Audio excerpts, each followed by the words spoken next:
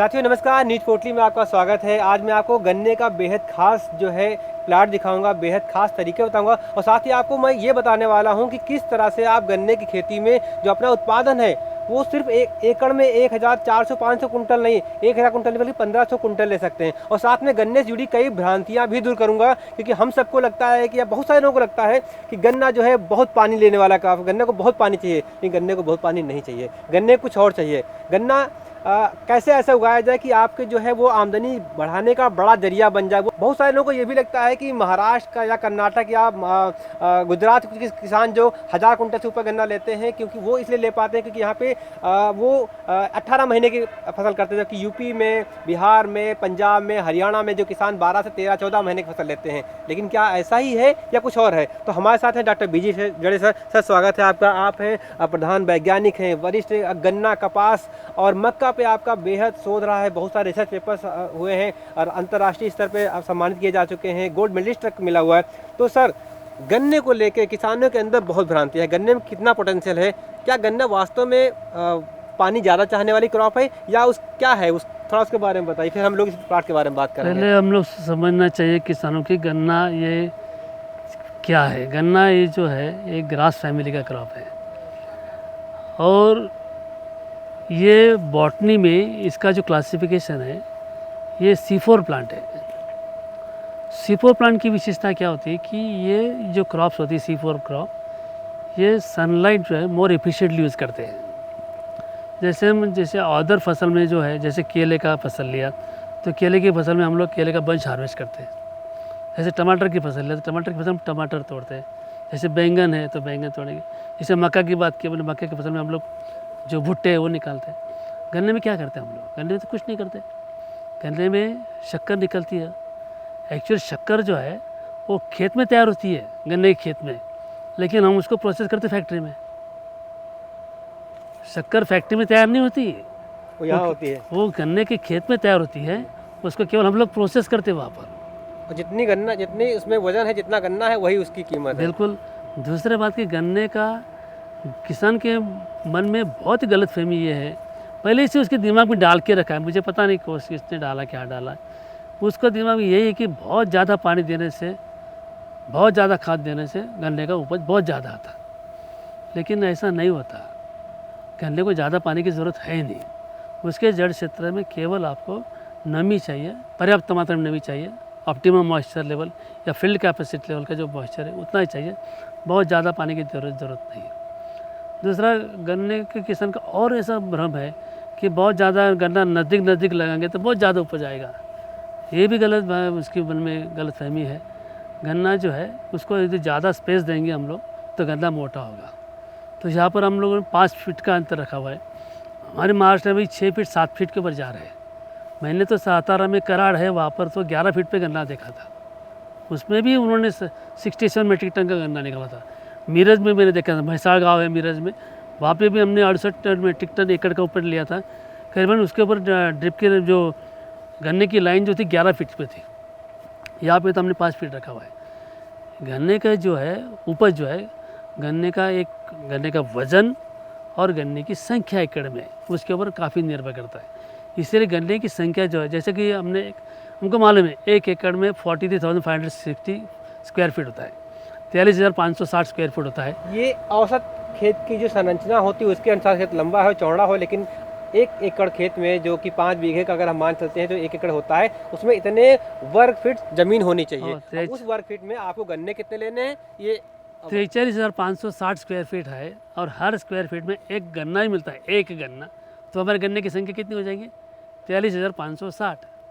43,560 निकाल दी, उसमें ऊपर की जो 3,650 जो है वो भी निकाल देंगे तो 40,000 गन्ने बचे। 40,000 भी गन्ने हमको मिलेबल कैसे ऐसे मिल जाते हैं। जी जी जी, हाँ। ऐसे गन्ने मिल जाते हैं। और गन्ने का वज़न 2.5 किलो का भी होता है, 2.5 किलो का भी गन्ना मिल जाता है। 40,000 गन्ने आपके खेत में है तो 1000 क्विंटल का गन्ना हो गया आपका। 100 मेट्रिक टन से 1 ग्राम भी गन्ना कम नहीं आना चाहिए। 100 मेट्रिक टन, 100 मेट्रिक टन की बात कर रहे हैं, 1000 क्विंटल, तो ये पॉसिबल है। लेकिन हमारी उत्पाद की उपज कितनी है? 30 से 32 टन की है, 300 से 325 क्विंटल की। तो हमें ये उपज बढ़ाने के लिए टेक्नोलॉजी का उपयोग करना पड़ेगा।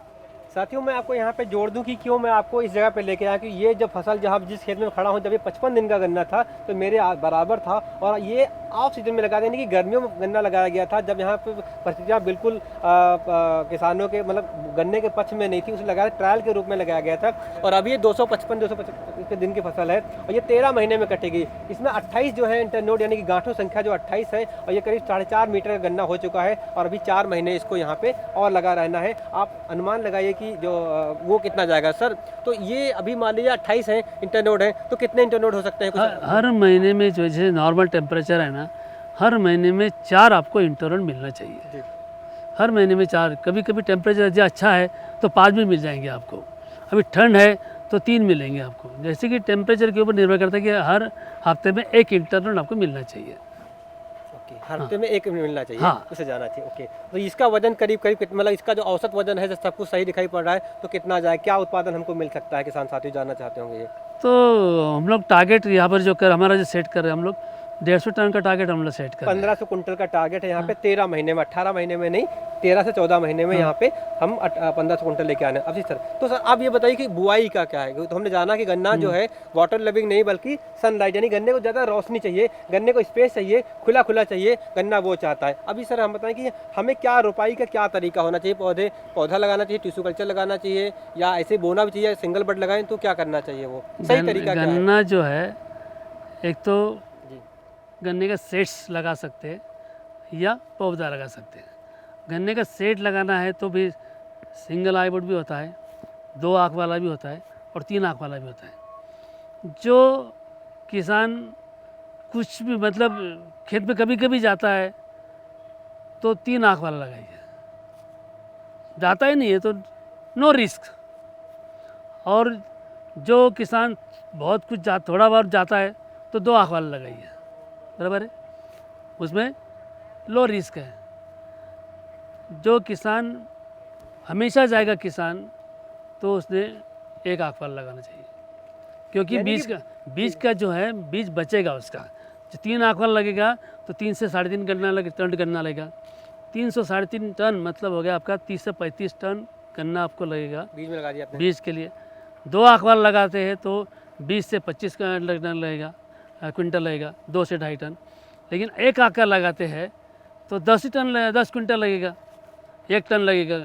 तो आपका बीज का कॉस्ट 2 टन तो 20 क्विंटल बच गया आपका। पहले बीज बचा लिया आपने, 20 क्विंटल सीड बच गया आपका, सीड का कॉस्ट बच गया।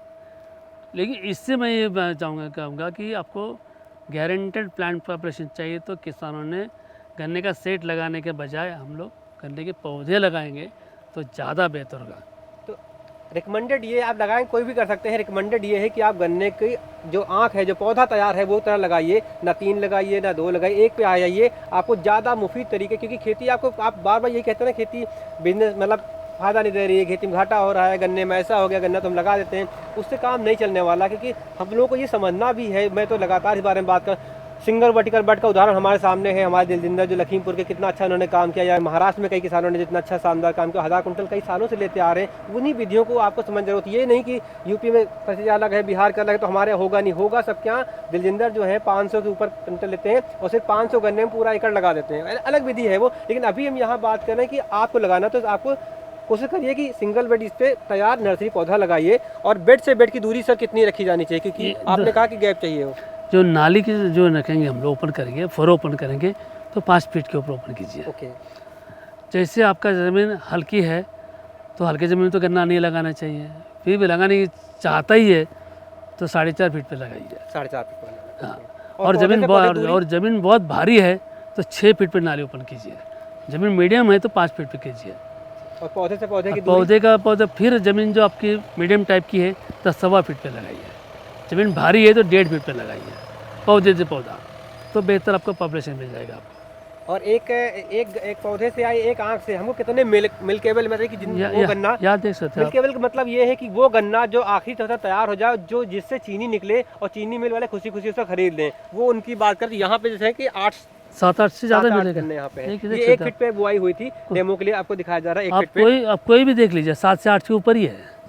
ओके। अब हो गया, अभी सर क्या है कि सिंचाई का मामला यहाँ पे फटीक मतलब उसका आता है कि हमारे पास पानी का प्रबंधन, हम लोग पानी बहुत ज़्यादा बात करें। दरअसल आपकी कोई भी खेती हो, सर गन्ना ही नहीं, कोई भी खेती हो किसान साथियों, वो उसमें खाद और पानी का प्रबंधन बहुत महत्वपूर्ण है। हम लोग बार बार इस पे बात कर रहे हैं। हमारी जो तकनीक सर की सीरीज है माइक्रो इरिगेशन की ABCD, वो हम सिर्फ इसलिए कर रहे हैं ताकि आपको समझ में आए, आपको एक बार मतलब उदाहरण बहुत सारे मिले। हम ये नहीं कहेंगे आप समझ के बाद, उदाहरण आपको बहुत सारे मिले कि हम क्या क्या कर सकते हैं और कितना ज़्यादा उत्पादन ले सकते हैं। क्योंकि हम एज ए किसान के बेटे हैं, हम खेती करते हैं, हम खुद भी किसान हैं, हम समझते हैं आपके दर्द को, आपके और ये भी आपकी सीमाओं को भी, इसीलिए हम आपको बार बार उदाहरण दे रहे हैं। गन्ने का उपज ज़्यादा प्राप्त करने के लिए आपको बेसल डोज देना चाहिए। वो बेसल क्या डोज होनी चाहिए? हाँ, बहुत सारे लोग बेसल डोज इसलिए डालना पड़ेगा क्योंकि गन्ने का आपको शुरू से लेकर इंटरनोड की लेंथ आपको यूनिफॉर्म चाहिए और गर्थ भी ज़्यादा चाहिए।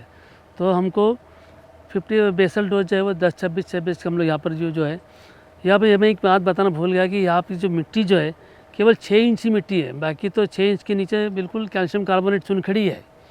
चुनखड़ी जो है 16% से ज़्यादा है, जिसमें गन्ना लगाने की रिकमेंडेशन नहीं है। फिर इसके बावजूद भी हमने ऐसे ज़मीन में गन्ना लगाया हुआ है। ये सॉइल सूटेबल नहीं है इस गन्ने के लिए, क्योंकि 6 इंच मिट्टी है, केवल 6 इंच के नीचे तो चुनखड़ी है।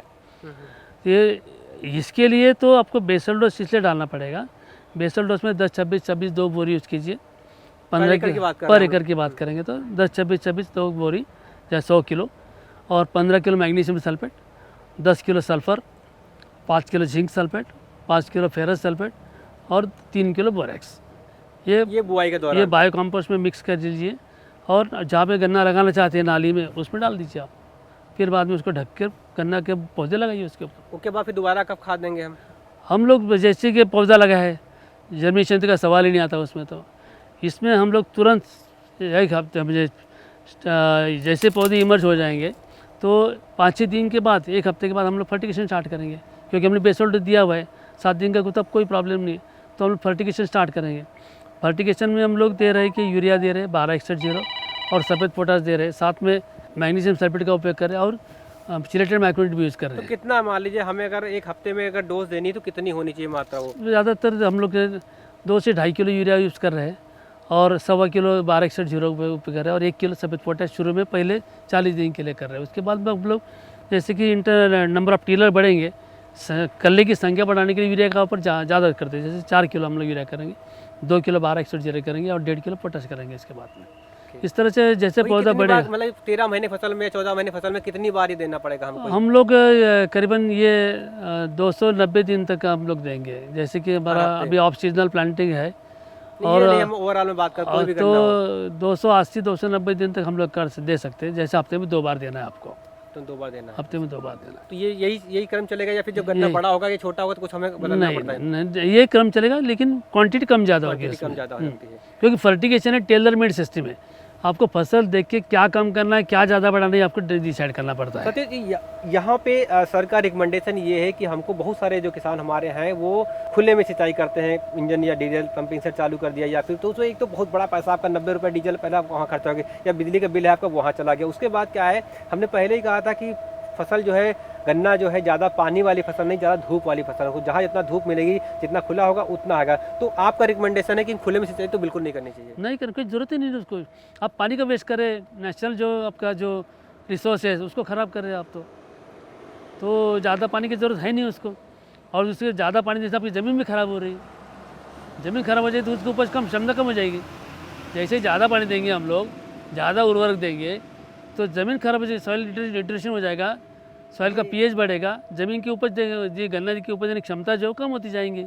तो मैं कह रहा था ये सिर्फ ड्रिप या इस तरह को किसी सिस्टम को बेचने भर के बात नहीं है कि सिस्टम, बात ये है कि ये आपके लिए ज़रूरी है। पंजाब के 80% ज़िले जो हैं वो रेड जोन में आ चुके हैं, वहाँ पे पानी की किल्लत है। उत्तर प्रदेश की बात करें जहाँ पे गन्ना बहुत होता है, जो पश्चिमी यूपी है वहाँ पे आप जाओगे, बागपत, बड़ौद, शामली हो, चाहे मुरादनगर हो, ये जो ये ज़िले हैं वहाँ पे पानी कितनी किल्लत है। आप लोग देख रहे होंगे कितना ज़्यादा किल्लत, पीने की पानी की ज़्यादा दिक्कत है। तो आपको पानी बचाना है अपने लिए, अपनी धरती के लिए, और सबसे ज़रूरी है कि अपनी फसल के लिए। आपकी फसल को इतना पानी चाहिए ही नहीं, इसीलिए सरकार जो है पिछले कई वर्षों से माइक्रो इरिगेशन यानी बूंद बूंद सिंचाई प्रणाली पे 90% तक, 80 से 90% सब्सिडी दे रही, ताकि आपके पैसे कम खर्च हों, आपका ज़्यादा सिस्टम ना लगे और आप अच्छी उपज लेके अपनी आमदनी बढ़ा सको। तो सर ये आपने जो बेड बनाया या जो उस पर पौधा लगाया, आपने 2 लाइन बिछाई हैं, उनका क्या सिद्धांत? 1 लाइन तो कई बार अभी 1 पे तो लोग आए नहीं है और हम 2 की बात करने लगे हैं। 2 की बात समझना ज़रूरी है। पहले तो ये बेड नहीं है, ये इसको हाँ, मिट्टी चढ़ाना मिट्टी चढ़ा बोलते के, हैं। हाँ, मिट्टी चढ़ा के। मिट्टी इसीलिए चढ़ाते हैं, मिट्टी जो है करीबन 1 फीट की ऊंची हमने मिट्टी चढ़ाई है। तो मिट्टी इसीलिए लगे है कि गन्ने के जो आग से लेट टिलर आते रहते हैं ना, कल्ले, वो आना बंद हो गए। उसका फैमिली प्लानिंग जैसे हो गया, कल्ले आने बंद हो गए। जैसे कि हमको जितनी मिले हुए केन चाहिए थी उतने ही मिले, बाकी तो वाटर शूट वगैरह कुछ नहीं है अभी। एक भी लेट टिलर नहीं है, एक भी वाटर शूट नहीं है। जो भी गन्ने आप देख रहे पूरे मिलेबल केन ही है जिससे गन्ने मिल रहे हैं। दूसरी बात की, आपने टपक सिंचाई की बात की थी, यहाँ पे टपक सिंचाई की बात की, डबल लाइन हमने यूज़ किया है। मानो आप सोचिए कि टपक सिंगल लाइन यूज़ करते हैं और यहाँ पे हम लोग ज़्यादा पानी दे रहे हैं, जो भी पानी और खाद दे रहे हैं, तो गन्ने के जो जड़ क्षेत्र जो है, ये आधा जड़ क्षेत्र को ही पानी और खाद दे रहे हैं हम लोग।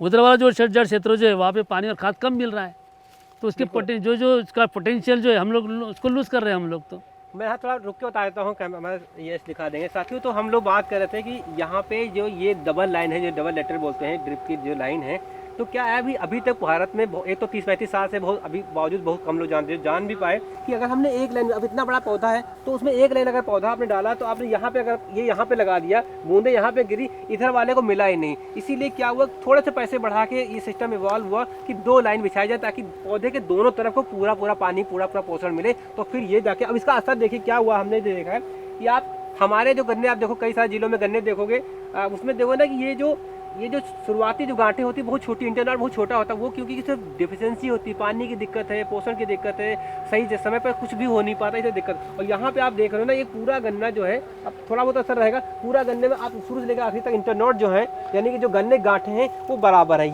ये वाटर मैनेजमेंट और न्यूट्रिशन का मैनेजमेंट का मामला है ये जी, न्यूट्रिशन इन सब पे असर डाल रहा है जी। क्योंकि टपक सिंचाई जो है, टपक सिंचाई केवल पानी देने के लिए नहीं है।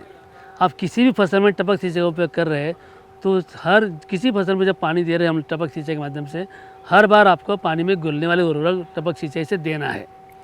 उसको हम फर्टिगेशन टेक्नोलॉजी बोलते हैं। तभी पानी की एफिशिएंसी बढ़ेगी, फर्टिलाइजर की एफिशिएंसी बढ़ेगी, तो पौधे का न्यूट्रिएंट का अपटेक बढ़ेगा, तो गन्ने का गर्द बढ़ेगा या केले का बंच बड़ा आएगा।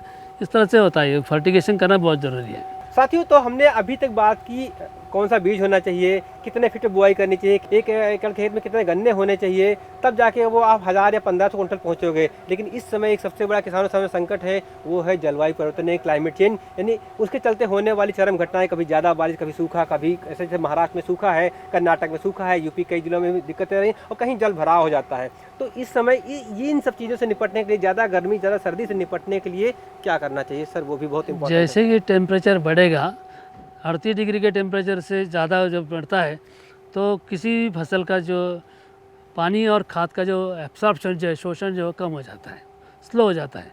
इसीलिए यदि हम लोग क्रॉप कूलिंग एक टेक्नोलॉजी यूज़ करते हैं, क्रॉप कूलिंग टेक्नोलॉजी में हम लोग ओवरहेड स्प्रिंकलर का उपयोग किया है। 5022 मॉडल है, वो 10 बाय 10 मीटर पे लगाए हुए हैं।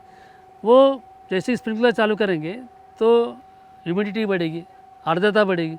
आर्द्रता जैसे ही बढ़ती है तो टेम्परेचर डाउन हो जाएगा, टेम्परेचर डाउन होगा तो पौधे का न्यूट्रिएंट अपटेक भी फास्ट हो जाएगा, अपटेक बढ़ेगा तो पौधे की गन्ने की इंटरनोड की लेंथ बढ़ेगी।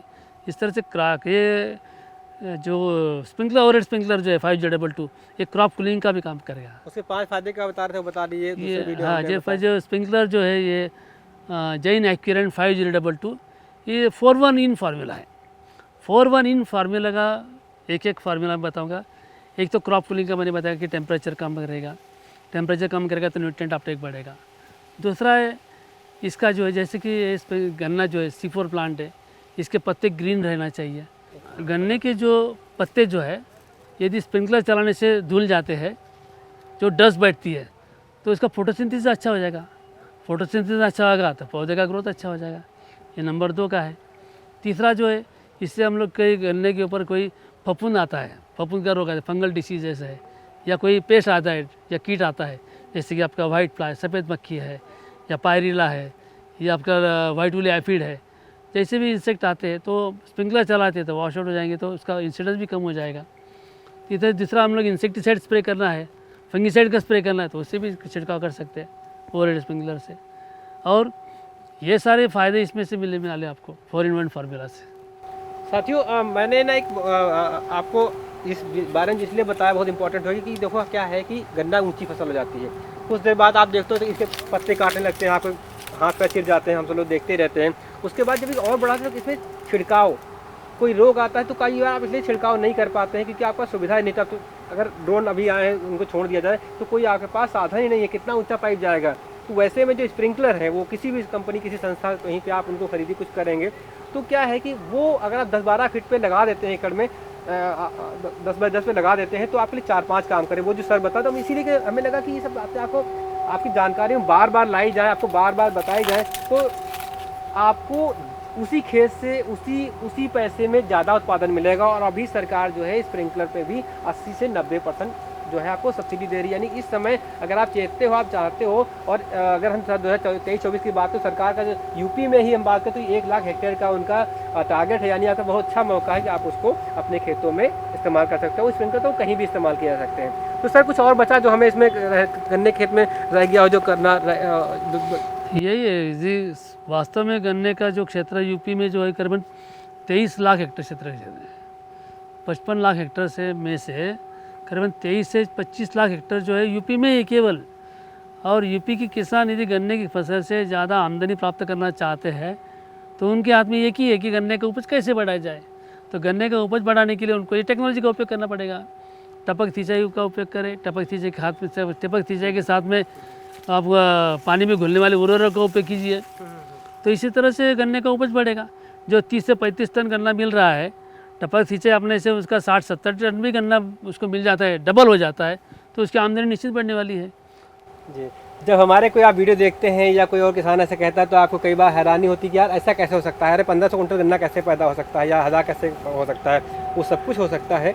आपको अपनी खेती में अपनी विधि को बदलने की ज़रूरत है, नए तरीके से। आप खुद समझदार तो हैं, आपको बस कुछ चीज़ों को अपने इवॉल्व करना है, अपनी चीज़ों में लाना है कि खेती आपको, मैं तो कहूँगा कि आप खेती को ऐसे बिल्कुल मत करिए, खेती एक बिजनेस की तरह करिए, तभी आपके लिए खेती फ़ायदेमंद होगी। वरना आपको खेत छोड़ने पड़ेंगे, आपका घाटा है। मंडी, सरकार की उदासीनता, रेट, मिल, ये सब आपको ऐसे रहने नहीं देंगे। उसको ज़रूरी है कि आप रेट आपके मुट्ठी में नहीं, लेकिन आपको उत्पादन आपकी मुट्ठी में, उत्पादन बढ़ा के आप अपने घाटे को कवर कर सकते हैं। तो बहुत बहुत शुक्रिया सर। हम उम्मीद करते हैं कि बीडी जड़े सर का जो है अनुभव आपको मिला होगा। आपका नंबर मैं यहाँ पे दूंगा ताकि बहुत सारे किसान जो इनसे बात करना चाहते हैं वो इसलिए कर सकें क्योंकि कई बार हमारे पास मतलब अनुभव नहीं होता है, हमें आपको कुछ बताने वाला नहीं होता। तो आपके पास एक बताने वाले हैं। और अगर मैं यूपी बिहार की बात करूँ तो यूपी में सरकार खुद पंचामृत योजना चला रही है, जिसके अंतर्गत इन सारी विधियों को, जिन्हें हमने बात की, में कई विधियों को सरकार प्रमोट कर रही है, उन किसानों को प्रोत्साहित कर रही है कि आप आइए, इनका फ़ायदा उठाइए और आगे बढ़िए। बहुत बहुत शुक्रिया, धन्यवाद। न्यूज़ कोटली पे गन्ने खेती को जुड़े हुए कई सारे वीडियो हैं, 20 से ज़्यादा हमने वीडियो किए हैं, अलग अलग राज्यों के वीडियो हमने किए हैं, यूपी से लेकर के हमने कर्नाटक तक के वीडियो किए हैं, क्योंकि गन्ना हमारी मुख्य फसल है। 5 करोड़ किसान परिवार हमारे इस पर निर्भर है। हमारी इकोनॉमी का बड़ा हिस्सा एग्रीकल्चर वाला इस पर निर्भर करता है। इसलिए हम चाहते हैं कि आपकी तरक्की हो, आपकी खेती बेहतर हो। और इन सबको अगर अच्छा लगे तो न्यूज़ कोटली को सब्सक्राइब कीजिए, फॉलो करिए, और कोई सवाल है जरूर पूछिए, हम आपको हर हाल में उसका जवाब देने की पूरी कोशिश करेंगे। धन्यवाद।